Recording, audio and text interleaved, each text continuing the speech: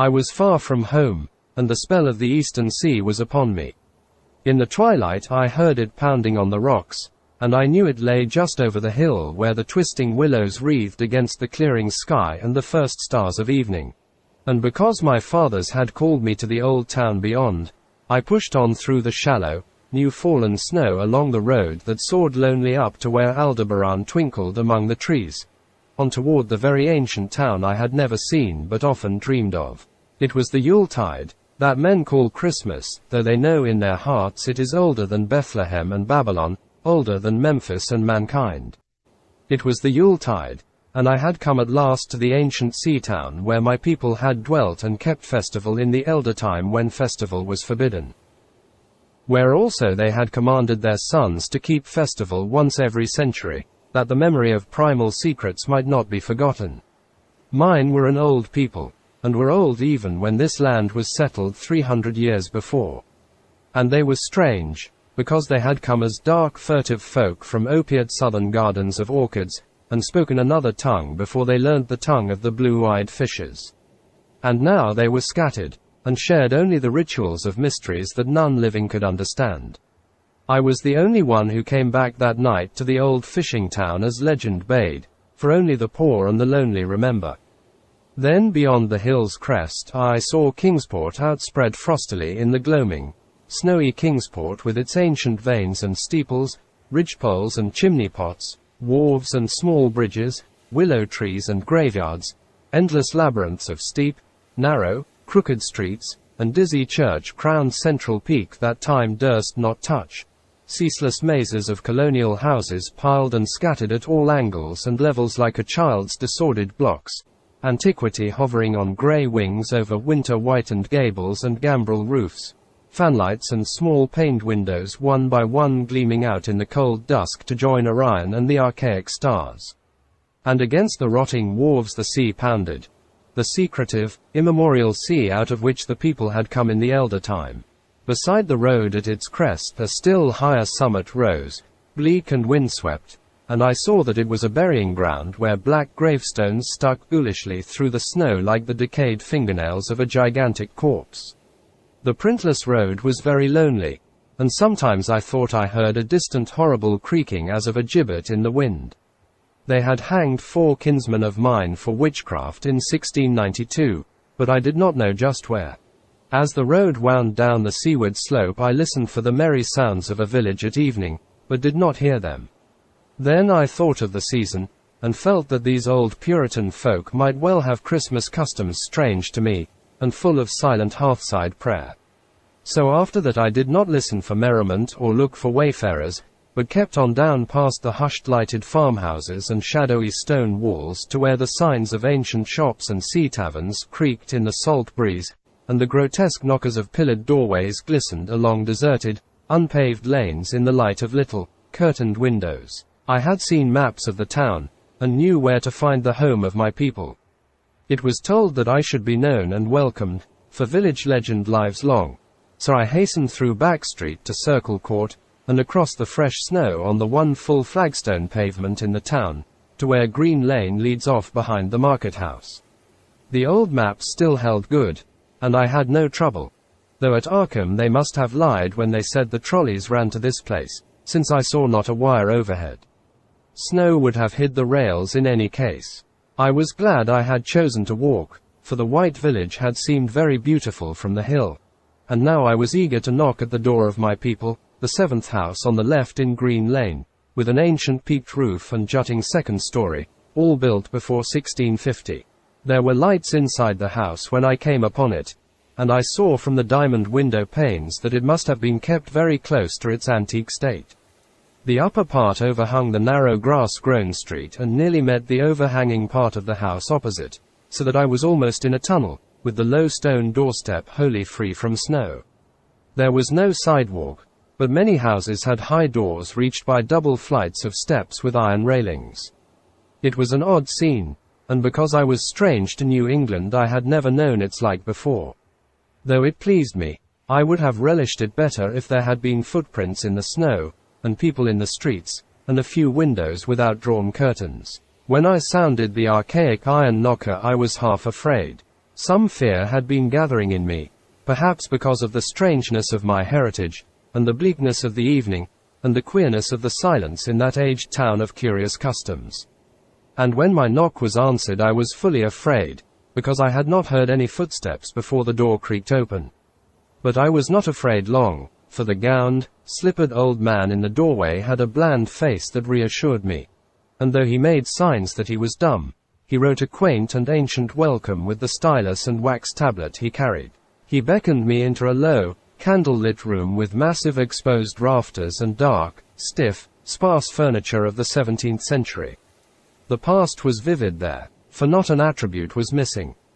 There was a cavernous fireplace and a spinning wheel at which a bent old woman in loose wrapper and deep poke bonnet sat back toward me, silently spinning despite the festive season. An indefinite dampness seemed upon the place, and I marveled that no fire should be blazing. The high-backed settle faced the row of curtained windows at the left, and seemed to be occupied, though I was not sure.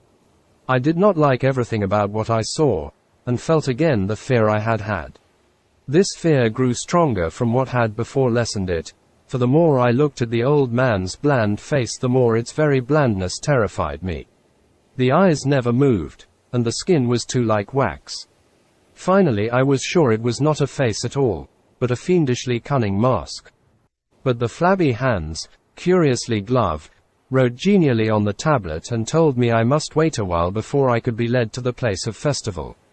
Pointing to a chair, table, and pile of books, the old man now left the room, and when I sat down to read I saw that the books were hoary and mouldy, and that they included old Maurister's Wild Marvels of Science, the terrible Sadducismus Triumphatus of Joseph Glanville, published in 1681, the shocking Demonolatria of Remigius, printed in 1595 at Lyons, and worst of all, the unmentionable Necronomicon of the mad Arab Abdul Alhazred, in Olaus Wormius's forbidden Latin translation, a book which I had never seen, but of which I had heard monstrous things whispered. No one spoke to me, but I could hear the creaking of signs in the wind outside, and the whir of the wheel as the bonneted old woman continued her silent spinning. I thought the room and the books and the people very morbid and disquieting, but because an old tradition of my father's had summoned me to strange feastings, I resolved to expect queer things. So I tried to read, and soon became tremblingly absorbed by something I found in that accursed Necronomicon. A thought and a legend too hideous for sanity or consciousness. But I disliked it when I fancied I heard the closing of one of the windows that the settle faced, as if it had been stealthily opened. It had seemed to follow a whirring that was not of the old woman's spinning wheel. This was not much, though, for the old woman was spinning very hard, and the aged clock had been striking. After that I lost the feeling that there were persons on the settle, and was reading intently and shudderingly when the old man came back booted and dressed in a loose antique costume, and sat down on that very bench, so that I could not see him. It was certainly nervous waiting, and the blasphemous book in my hands made it doubly so. When 11 struck, however, the old man stood up, glided to a massive carved chest in a corner, and got 2 hooded cloaks, one of which he donned, and the other of which he draped round the old woman, who was ceasing her monotonous spinning. Then they both started for the outer door, the woman lamely creeping, and the old man, after picking up the very book I had been reading, beckoning me as he drew his hood over that unmoving face or mask. We went out into the moonless and tortuous network of that incredibly ancient town, went out as the lights in the curtained windows disappeared one by one, and the dog-star leered at the throng of cowled, cloaked figures that poured silently from every doorway and formed monstrous processions up this street and that, past the creaking signs and antediluvian gables, the thatched roofs and diamond-paned windows, threading precipitous lanes where decaying houses overlapped and crumbled together, gliding across open courts and churchyards where the bobbing lanthorns made eldritch drunken constellations. Amid these hushed throngs, I followed my voiceless guides, jostled by elbows that seemed preternaturally soft, and pressed by chests and stomachs that seemed abnormally pulpy, but seeing never a face and hearing never a word. Up the eerie columns slithered, and I saw that all the travelers were converging as they flowed near a sort of focus of crazy alleys at the top of a high hill in the center of the town, where perched a great white church. I had seen it from the road's crest when I looked at Kingsport in the new dusk, and it had made me shiver because Aldebaran had seemed to balance itself a moment on the ghostly spire. There was an open space around the church, partly a churchyard with spectral shafts, and partly a half-paved square swept nearly bare of snow by the wind, and lined with unwholesomely archaic houses having peaked roofs and overhanging gables. Death fires danced over the tombs, revealing gruesome vistas, though queerly failing to cast any shadows.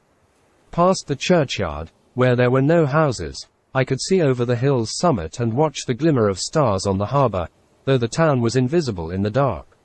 Only once in a while a lanthorn bobbed horribly through serpentine alleys on its way to overtake the throng that was now slipping speechlessly into the church. I waited till the crowd had oozed into the black doorway, until all the stragglers had followed. The old man was pulling at my sleeve, but I was determined to be the last. Then I finally went, the sinister man and the old spinning woman before me. Crossing the threshold into that swarming temple of unknown darkness, I turned once to look at the outside world as the churchyard phosphorescence cast a sickly glow on the hilltop pavement. And as I did so I shuddered. For though the wind had not left much snow, a few patches did remain on the path near the door. And in that fleeting backward look it seemed to my troubled eyes that they bore no mark of passing feet, not even mine. The church was scarce lighted by all the lanthorns that had entered it, for most of the throng had already vanished.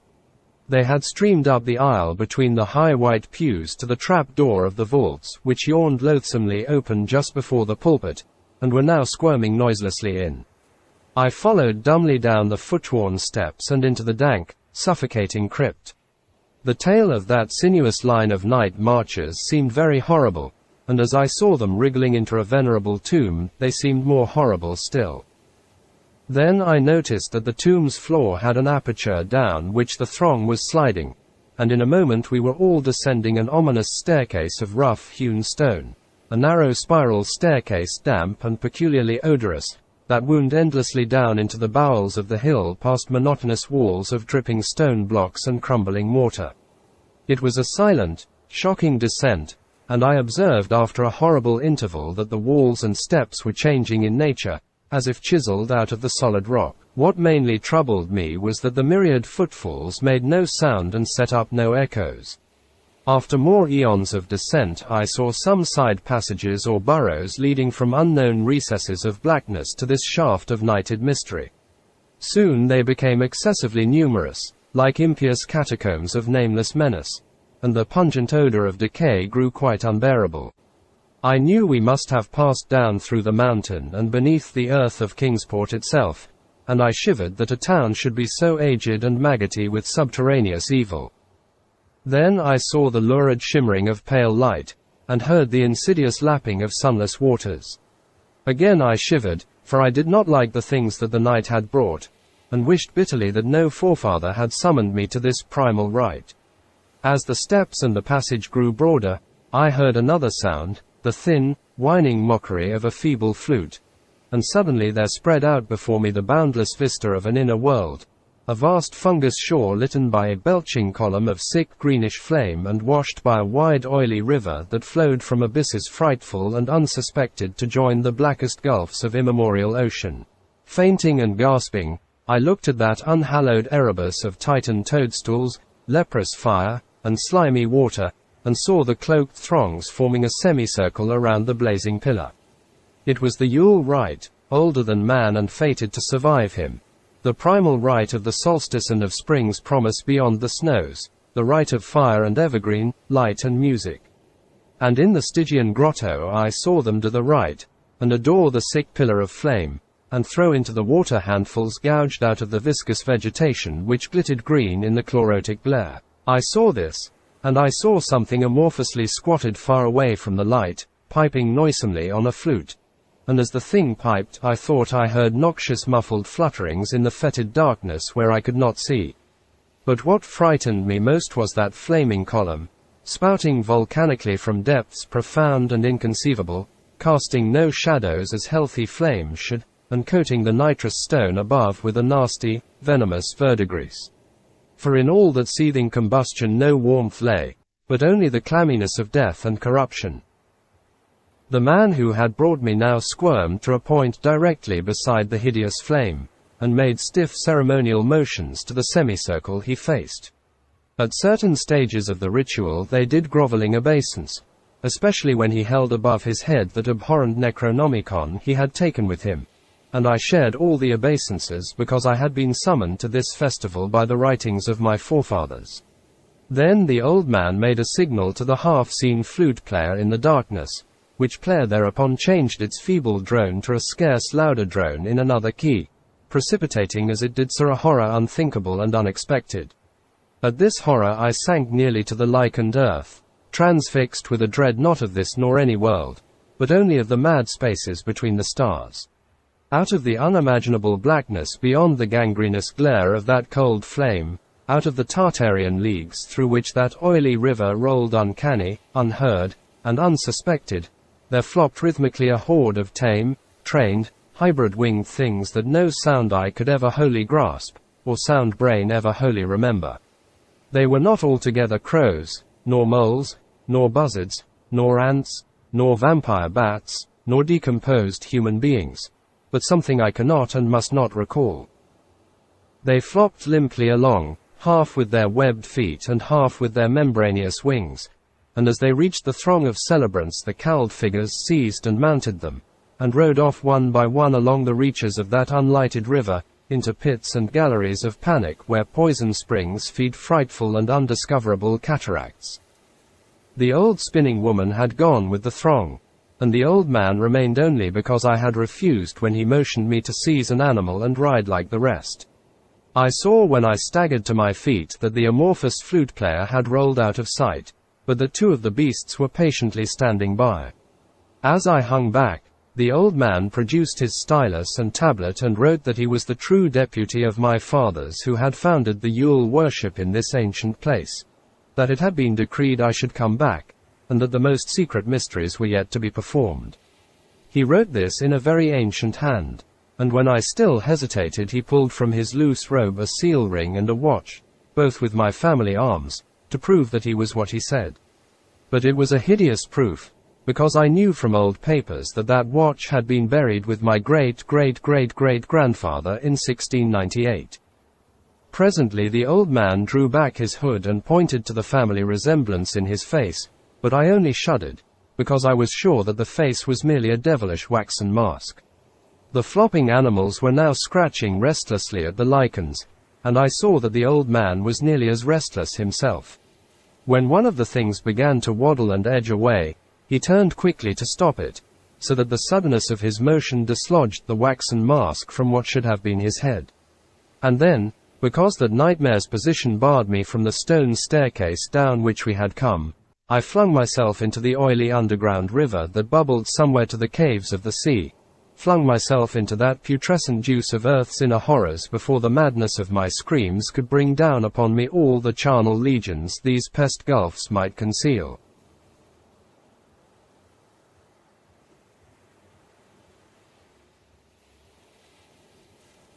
At the hospital they told me I had been found half frozen in Kingsport Harbour at dawn, clinging to the drifting spar that accident sent to save me. They told me I had taken the wrong fork of the hill road the night before, and fallen over the cliffs at Orange Point, a thing they deduced from prints found in the snow. There was nothing I could say, because everything was wrong. Everything was wrong, with the broad window showing a sea of roofs in which only about 1 in 5 was ancient, and the sound of trolleys and motors in the streets below. They insisted that this was Kingsport, and I could not deny it. When I went delirious at hearing that the hospital stood near the old churchyard on Central Hill, they sent me to St. Mary's Hospital in Arkham, where I could have better care. I liked it there, for the doctors were broad-minded, and even lent me their influence in obtaining the carefully sheltered copy of Alhuzred's objectionable Necronomicon from the library of Miskatonic University. They said something about a psychosis, and agreed I had better get any harassing obsessions off my mind. So I read again that hideous chapter, and shuddered doubly because it was indeed not new to me. I had seen it before, let footprints tell what they might, and where it was I had seen it were best forgotten. There was no one, in waking hours, who could remind me of it, but my dreams are filled with terror, because of phrases I dare not quote. I dare quote only one paragraph, put into such English as I can make from the awkward low Latin. The nethermost caverns, wrote the mad Arab, are not for the fathoming of eyes that see, for their marvels are strange and terrific. Cursed the ground where dead thoughts live new and oddly bodied, and evil the mind that is held by no head. Wisely did Ibn Schacabao say, that happy is the tomb where no wizard hath lain, and happy the town at night whose wizards are all ashes. For it is of old rumour that the soul of the devil bought hastes not from his charnel clay, but fats and instructs the very worm that gnaws, till out of corruption horrid life springs, and the dull scavengers of earth wax crafty to vex it and swell monstrous to plague it. Great holes secretly are digged where earth's pores ought to suffice, and things have learned to walk that ought to crawl.